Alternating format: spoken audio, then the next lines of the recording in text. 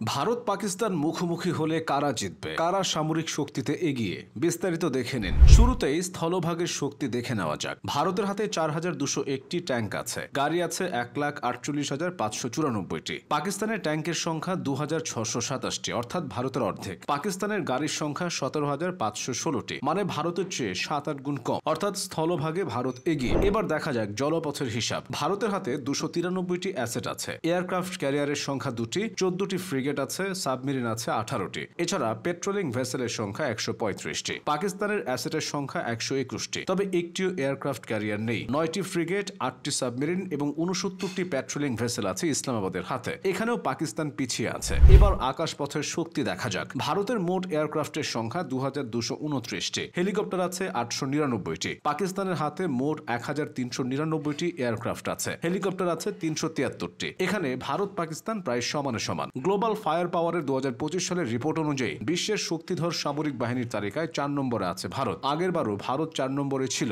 শুধু 2024 সালে নয়, 2006 সাল থেকেই লাগাতার চতুর্থ স্থানে আছে ভারত। অপরদিকে 2025 সালে এই তালিকার 12 নম্বরে রয়েছে পাকিস্তান। গত বছর ছিল 9 নম্বরে। ভারতের সক্রিয় সামরিক কর্মীর সংখ্যা পাকিস্তানের তুলনায় দ্বিগুণেরও বেশি। ভারতের 14,55,550 জন সক্রিয় সেনা সদস্য রয়েছে, যেখানে পাকিস্তানে রয়েছে 6,54,000 সেনা। এছাড়াও ভারতের বিশাল রিজার্ভ বাহিনী রয়েছে, যা দেশটির সামরিক শক্তিকে আরও সুসংহত করে। ভারতের প্রতিরক্ষা বাজেট পাকিস্তানের তুলনায় কয়েক গুণ বেশি। ভারত 2023-24 অর্থ বছরে প্রতিরক্ষা খাতে 5.94 ট্রিলিয়ন রুপি, অর্থাৎ প্রায় 73.8 বিলিয়ন ডলার বরাদ্দ করেছে, যেখানে পাকিস্তানের প্রতিরক্ষা বাজেট মাত্র 6.34 বিলিয়ন ডলার। এই বিশাল বাজেট ভারতকে অত্যাধুনিক সামরিক সরঞ্জাম ও প্রযুক্তি ক্রয়ে সাহায্য করে। কোন দেশ কত শক্তিশালী তা মাপতে শুধু সামরিক শক্তি যথেষ্ট নয়, অর্থনৈতিক শক্তিও মাপতে হয়। এবার দেখা যাক অর্থনৈতিক দিক থেকে কারা এগিয়ে। এখানে ভারত হাজার মাইল এগিয়ে, কিন্তু আগে এমনটা ছিল না। 1960 সালের দিকে কৃষি এবং শিল্প ক্ষেত্রে পাকিস্তানের অর্থনৈতিক বিকাশ ছিল চোখে পড়ার মতো। দেশে বেকারত্বের হারও কমে এসেছিল, কিন্তু সব হিসাব বদলে যায় মুক্তিযুদ্ধে। এতে পাকিস্তানের ক্ষতির পরিমাণ ছিল প্রায় 8,000 কোটি টাকা। এরপর দেশটির অর্থনীতি ধসে পড়ে,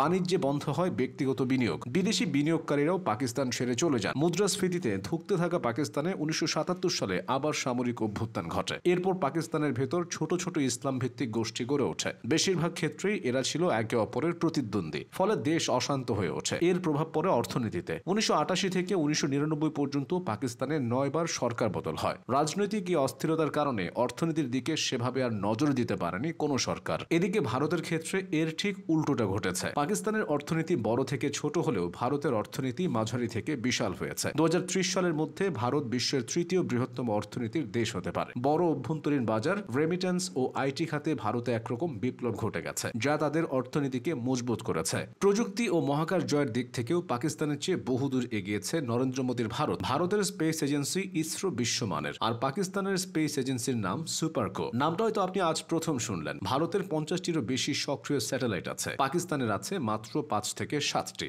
ভারত মহাকাশ জয় করে রাশিয়া ও আমেরিকার মতো দেশের কাতারে দাঁড়িয়েছে। পাকিস্তানের কাছে এটা এখনো স্বপ্ন। আন্তর্জাতিক প্রভাবের দিক থেকেও ভারত পাকিস্তানের চেয়ে এগিয়ে। ভারতের সঙ্গে আমেরিকা, রাশিয়া, ফ্রান্স, জাপান সহ বড় বড় কিছু দেশের ঘনিষ্ঠ সম্পর্ক আছে। আর পাকিস্তান মূলত চীন, সৌদি আরব ও তুরস্কের উপর নির্ভরশীল। সব মিলিয়ে পাকিস্তান ভারতের চেয়ে বেশ পিছিয়ে আছে।